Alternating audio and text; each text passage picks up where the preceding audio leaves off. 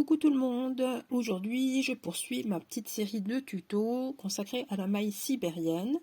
On reste sur le thème des couleurs et changements de couleurs et cette fois-ci nous allons faire de la maille sibérienne bicolore en double face, c'est-à-dire coloris 1 d'un côté, coloris 2 de l'autre. Voilà, c'est parti. Donc j'ai pris deux fils de deux couleurs, du rouge, du brun. Je vais vous montrer l'étape de démarrage qui va consister à faire une chaînette double bicolore. Chaînette double bicolore. Donc je vais en faire mon premier nœud de chaînette en rouge, car c'est le rouge que j'utiliserai pour mon premier rang. Et je vais nouer sur mon premier nœud ce fil rouge autour du fil brun. Le fil brun, par ici, c'est ce qui va à la pelote. Par ici, c'est ce qui va nous servir à faire les enroulés, les jetés enroulés de la chaînette double. Il faut se ménager une longueur de 10 tours de crochet, 10 tours de crochet, non, un tour de crochet, autant de tours de crochet que de mailles que l'on veut faire sur cette chaînette de départ. Moi, je vais faire un petit échantillon de 8 à 10 mailles. Donc, il faut que je puisse tourner mon fil 10 fois autour du crochet pour avoir une distance, une longueur suffisante de fil brun. Donc, 10 fois, vous prenez bien le bon diamètre plein, pas celui qui est dans la gorge, sinon ce sera trop serré, vous n'aurez pas assez. On se ménage une petite longueur quand même de sécurité. Donc là, ma petite longueur de sécurité, je la mets par là. Et puis je vais tourner 10 fois autour de mon crochet. 1, 2, 3, 4, 5, 6, 7, 8, 9, 10. Voilà. Donc c'est à cet endroit-là que je vais placer le nœud de fil rouge. Je vous montre à plat, c'est quelque chose qui peut se faire à la main autour des doigts, mais à plat on voit bien le mouvement que le fil doit faire. Donc mon crochet, je le mets là, j'enroule le fil rouge autour, je passe par dessus, voilà, j'ai une boucle autour de mon crochet. Cette boucle, je la remonte un peu sur le dessus, au-dessus du fil brun, je récupère le fil rouge qui va à la pelote, je le rabaisse. C'est un jeté en fait, ça. Et ce jeté là, je vais avec mon crochet le faire passer à l'intérieur de la boucle. Hop là, reste là. Le fil se dédouble en fait, c'est pour ça que j'ai un petit peu de mal. Hop. Voilà. Mon petit nœud coulant est fait. Je le serre. Voilà, mon fil rouge est bien attaché au fil brun. Et je vais commencer à crocheter ma chaînette double. Donc un jeté dans le fil brun, la maille en l'air avec le fil rouge. Et on pense bien à faire cette chaînette, à la crocheter souplement. Je vous disais dans le tout premier tuto, il faut crocheter loose pour que les premiers rangs soient plus aisés à réaliser. Il ne faut pas trop serrer. Voilà, donc j'ai dit que j'allais faire 8 à 10 mailles, j'en suis 1, 2, 3, 4, 5, 6, 7, 8, 9 et 10. Voilà, vous voyez la petite longueur de sécurité que je m'étais gardée tout à l'heure, elle est là. Donc on a fini notre chaînette double de départ. Là, on reprend les explications comme celle de la maille sibérienne classique, une maille en l'air avant de commencer à crocheter des mailles serrées dans tous les brins avant, c'est-à-dire les brins de mailles qui sont le plus proches de nous, ici. C'est parti.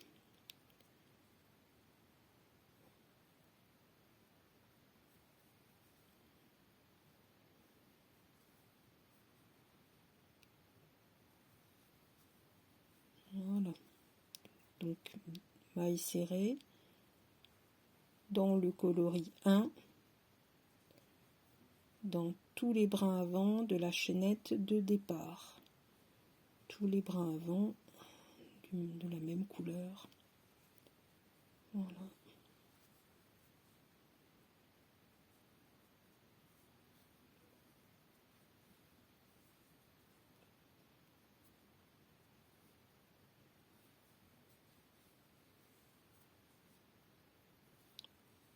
On est presque arrivé à la fin, plus que 2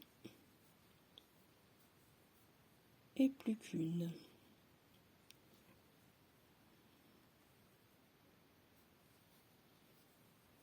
Voilà.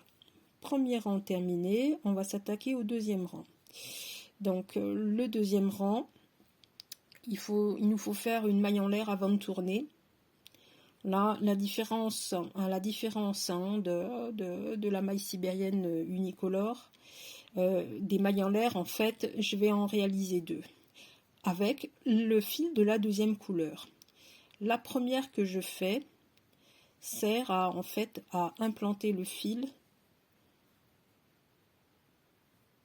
à la suite du rang. Et là, avec mon fil rouge, je tire dessus, ça sert bien. J'ai ma maille en l'air qui est là. Et là, je fais une deuxième maille en l'air avant de tourner. Donc, nous tournons. Et là, on va reprendre le tricot avec des mailles serrées, avec cette même astuce que quand on fait des rayures, qu'il va falloir camoufler le fil rouge à l'intérieur du rang. Voilà, je le positionne là, sous la ligne de brin avant du rang du dessus, qui est rouge. Et je vais crocheter donc en maille serrée, en prenant les brins avant du bas, mais ceux qui sont dans le coloris marron, la même couleur que ce que je suis en train de tricoter. Donc, hop, j'attrape ce fil brun avant du bas, brin avant du dessus, et je fais ma maille serrée.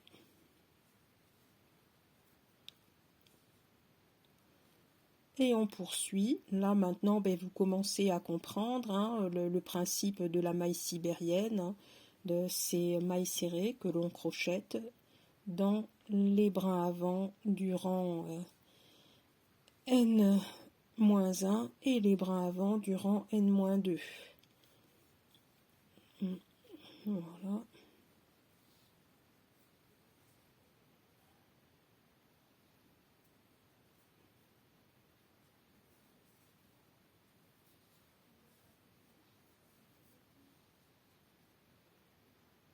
Brin avant du dessous, brin avant du dessus, et la maille serrée. Et donc notre fil rouge qui nous suit tout du long. Hop.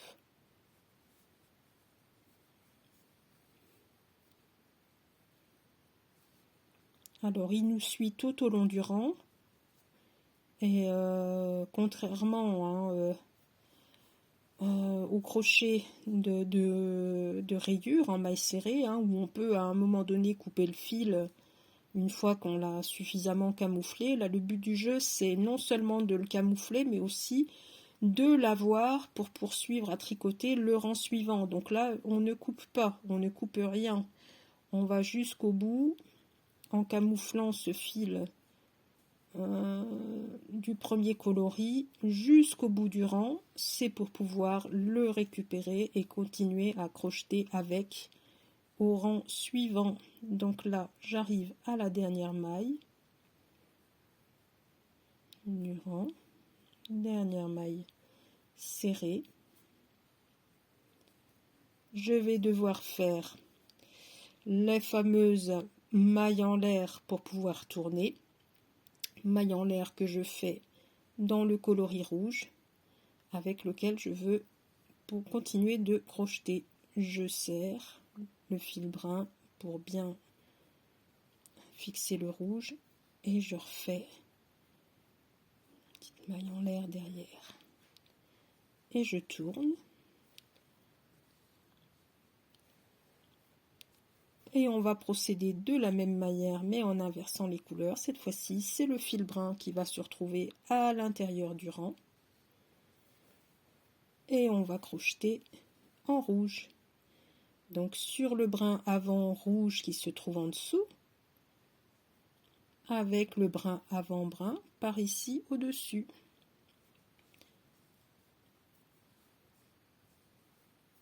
Et on continue. Comme ceci.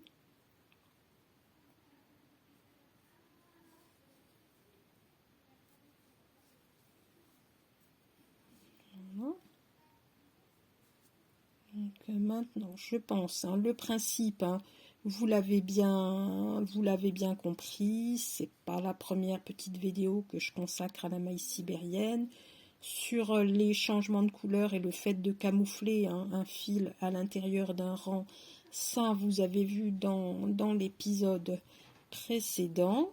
Donc je me permets là de faire un petit temps de pause où je vais continuer d'avancer sur quelques rangs hein, pour que l'on puisse bien profiter hein, du rendu hein, d'un petit carré de maille sibérienne en double face. Donc je marque la pause. Si vous êtes en train de crocheter en même temps que moi, eh bien profitez de la pause pour avancer et on se retrouve tout de suite. Alors voilà le résultat qu'on obtient après quelques rangs de maille sibérienne en double face. Voilà, c'est plutôt sympa, n'est-ce pas? Donc avant de clôturer ce tuto, alors je repositionne bien mon tapis. Avant de clôturer, je vous montre une petite astuce qui va vous permettre de réaliser des petits motifs ou gros motifs, ça dépend de la taille de votre ouvrage, de réaliser des motifs comme on ferait, comment trouver le mot, en négatif, c'est-à-dire qu'on va pouvoir, en suivant cette technique-là, à l'intérieur d'un rang, inverser les couleurs. C'est-à-dire que là, par exemple, au milieu de ce rang hein, sur la face brune, eh bien, je vais intervertir les couleurs et me mettre à crocheter avec du rouge. Et inversement, sur la face rouge, à un moment donné, changer les couleurs et me mettre à tricoter, à crocheter, en brun. Donc c'est pas trop compliqué, hein. Vous avez déjà saisi cette astuce hein, qui consiste à mettre à l'intérieur du rang le fil qu'on ne crochette pas pour qu'il nous suive jusqu'au bout du rang. Ben là l'idée ce serait de le mettre à l'intérieur du rang pour qu'il nous suive jusqu'à l'endroit où on veut le crocheter. Voilà, donc là j'ai déjà commencé un rang en brun. Je vais faire encore une maille en brun. Voilà. Et mettons que voilà, j'ai envie là de me mettre à crocheter en rouge, ou alors je suis en train de suivre une grille comme une grille de jacquard qui m'indique qu'il va falloir crocheter en rouge. Donc je reprends là, je remonte parce que c'est là qu'il faut décomposer le geste. Le brin avant du dessous, le brin avant du dessus. Je fais un jeté, je ramène une boucle. Et là, je vais terminer, hein, cette maille serrée avec le fil rouge. Hein, le dernier jeté que l'on va faire, on va le faire avec le fil rouge. Et voilà. Maintenant, le fil brun, on le plaque à l'intérieur. Et on continue de crocheter avec le fil rouge. Donc brin avant du dessous, brin avant du dessus. J'attrape mon fil rouge et je crochette ma maille serrée. Donc je vais en faire 3 comme ça en rouge. Donc là c'est la deuxième. J'arrive à la troisième, donc brin avant du dessous, brin avant du dessus, un jeté, je ramène une boucle en rouge et je termine cette maille serrée avec le fil brun que j'implante là pour le changement de couleur. Là, mon fil rouge est à nouveau vers le bas, je le camoufle à l'intérieur et je continue de crocheter mon rang en brun.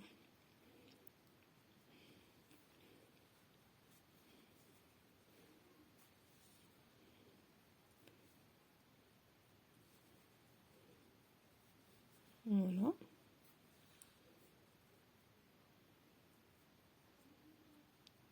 Hop. Brin avant du dessous. Brin avant du dessus.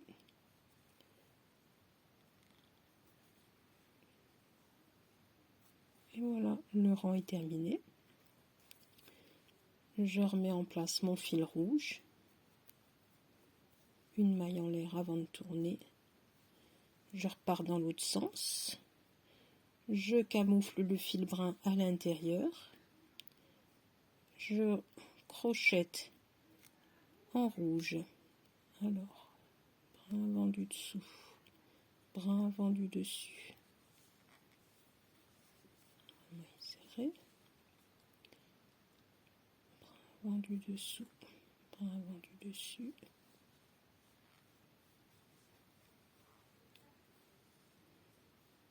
Là, brin avant du dessus, vous voyez que celui du dessus est en brun et le suivant sera rouge. Donc ça, c'est l'endroit où on va changer à nouveau de couleur. Donc on a pris nos 2 brins avant, un jeté, on ramène une boucle et là on va changer de couleur, on prend le brun pour finir la maille serrée, on camoufle le rouge à l'intérieur et on poursuit en brun. Brin avant du dessous, brin avant du dessus.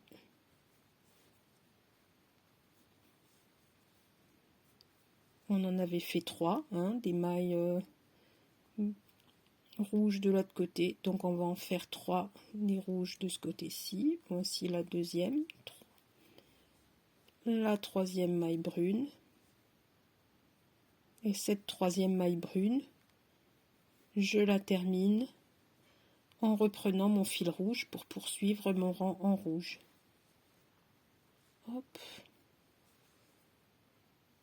Et voilà, je recamoufle le brun à l'intérieur et je termine le rang en rouge.